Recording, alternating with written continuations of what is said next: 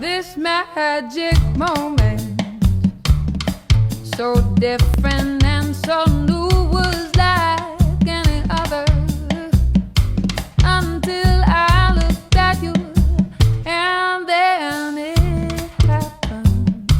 Oh, it took me by surprise. I knew that you felt it too by looking your.